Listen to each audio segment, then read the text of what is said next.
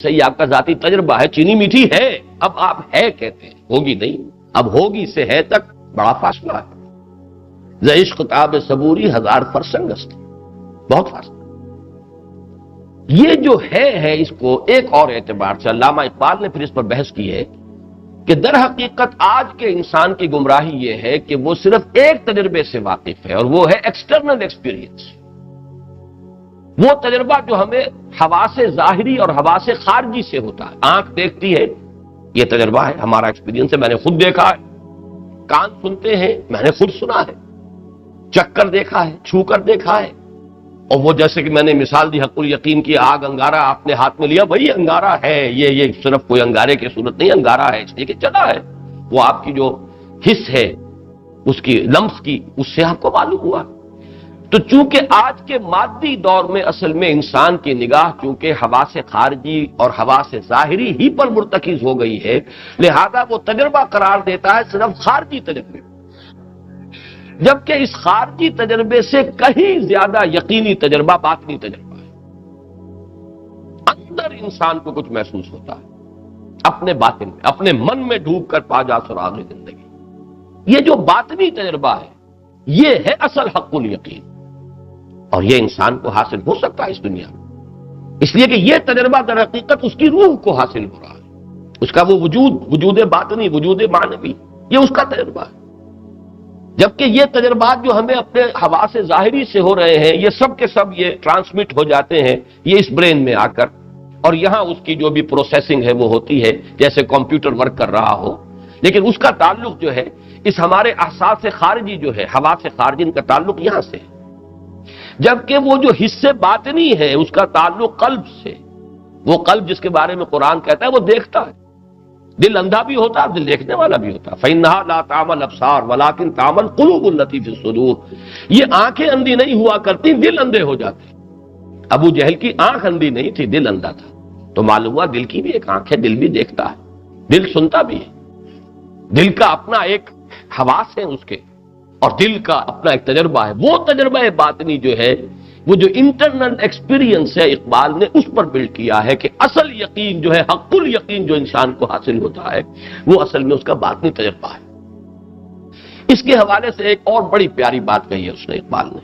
میں چاہتا ہوں کہ یہ بنیادی کانسیپٹس واضح ہوں آج کل کے، چونکہ ہماری جو بھی ایک ذہنی فضا ہے جس میں ہم سانس لے رہے ہیں، اس میں یہی تو باتیں ہیں اصل میں کہ جو زیر بحث آتی ہیں۔ ایک بڑا پیارا جملہ ہے، this universe is a concept while God is a percept۔ Conception اور پرسیپشن کا فرق سمجھو۔ پرسیپشن جو ہے وہ حواس کے ذریعے سے ہوتی ہے، کانسیپٹ ایک ذہن کے اندر خیولہ قائم ہوتا ہے، تصور کا، آپ کا ایک تصور ہے۔ کائنات جو ہے حقیقت میں جسے ہم سمجھتے ہیں کہ ہم اس کو دیکھ رہے ہیں، چھو رہے ہیں، چکھ رہے ہیں، حواس خارجی سے ہم اس کائنات کی ساری معلومات حاصل ہو رہی ہیں، یہ پھر بھی ایک کانسیپٹ بنے گا۔ ویسے تو یہ کہ اس کو اگر فزیولوجی کے پوائنٹ آف ویو سے میں آپ کے سامنے رکھوں تو وہ بات بہت دور چلی جاتی ہے۔ در حقیقت میں اس کائنات سے کٹ آف ہوں، میں تو ایک کمرے میں بیٹھا ہوں، میں اس کائنات کو نہیں دیکھ رہا، اس لیے کہ میں جو کچھ دیکھ رہا ہوں میرے دماغ میں جا کر ایک پکچر بنی ہے، وہ پکچر اس کیمرے سے بنی ہے، اس کیمرے کے اس سینسٹیو پردے پر جو تصویر بنی ہے وہ ٹرانسمٹ ہوئی ہے، پھر ٹرانسمٹ ہو کر یہاں دماغ کا جو پچھلا حصہ ہے اس میں جا کر انٹرپریٹ ہوتی ہے، وہ انٹرپریٹیشن مجھے حاصل ہوئی، میں تو خود نہیں دیکھ رہا، مجھے تو در حقیقت انڈائریکٹ انفارمیشن ملی ہے اپنی آنکھ کے ذریعے سے۔ یہ بالکل ایسے ہی ہے جیسے آپ ایک بند کمرے میں بیٹھے ہوں، لیکن یہ کہ آپ کے سامنے ایک وہ لگے ہوئے ہیں، کمپیوٹرز بھی لگے ہوئے ہیں، مانیٹرز ہیں، کچھ آلات ادھر نصب ہے، کچھ آلات ادھر نصب ہے، کچھ آلات ادھر نصب ہے، کچھ آلات ادھر نصب ہیں، وہ تمام آلات جو ہیں ان کا جو کچھ بھی ہے وہ سارا ڈیٹا آتا جا رہا ہے، آپ اس سے نتیجہ نکال رہے ہیں۔ جیسے کہ ایک پائلٹ، بعض مواقع پر موقع ہوا ہے کہ میں گیا ہوں پائلٹ کے اس مقام پر اور کیبن میں، اور وہاں جا کے دیکھا ہے وہ تو خود تو کچھ بھی نہیں دیکھ رہا ہوگا، وہ تو سب کچھ جو کچھ ہے کمپیوٹر ہے۔ اسی طریقے سے میری اصل شخصیت تو ایک بند کمرے میں ہے، اس کو یہ ساری انڈائریکٹ انفارمیشن مل رہی ہے، کچھ آنکھ نے سنا، کچھ آنکھ نے دیکھا، کچھ کان نے سنا، کچھ اور ہوا، سب کو میں نے جمع کیا، تو ایکچولی یہ ساری معلومات جو میرے پاس آ رہی ہیں، جو میں ہوں اصل میں، وہ تو یہ ساری معلومات انڈائریکٹلی لے کر اسے انٹرپریٹ کر رہا ہے اندر کسی کمرے میں بیٹھا۔ لیکن یہ کہ کانسیپٹ اور پرسیپٹ کا جو فرق ہے اس کو میں ایک اور مثال سے واضح کروں، اس لیے کہ یہ چیزیں جو ہیں سادہ مثالوں سے بس قریب ترین آ سکتے ہیں۔ دیکھیے، میں چونکہ میری ایک یہ حصے بصارت بھی موجود ہے، میں اس دیوار کو دیکھ رہا ہوں، اس دیوار کا مجھے اندازہ ہو گیا اس کی اونچائی تقریباً اتنی ہے، چوڑائی اتنی ہے، اس کا رنگ ایسا ہے، بنی ہوئی ایسی ہے۔ یہ ساری چیزیں جب آ گئیں تو اس کا ایک تصور میرے ذہن میں قائم ہو گیا۔ تصور اس وقت تک قائم نہیں ہو سکتا جب تک کہ اس کا ایک پورا حیولہ ذہن میں نہ ہے۔ فرض کیجئے کہ میری بینائی نہیں ہے، میں جا کر اور اپنے ہاتھ سے اس کو چھوتا ہوں، دیوار ہے یہاں، یہ تو مجھے معلوم ہو گیا، یہ میرا پرسپشن ہے، ہاتھ سے دیوار ہے۔ کتنی اونچی ہے یہ پتہ نہیں، کتنی لمبی ہے کچھ پتہ نہیں، کیا رنگ ہے کچھ پتہ نہیں، بس یہ ہے کہ ہے، دیوار ہے۔ لیکن یہ پرسپشن ہے میری، جو یقین مجھے حاصل ہوا ہے اس پرسپشن سے، وہ یقین مجھے اس کانسیپٹ کے ذریعے سے حاصل نہیں ہو سکتا۔ یقین کی گہرائی پرسپشن سے زیادہ ہے،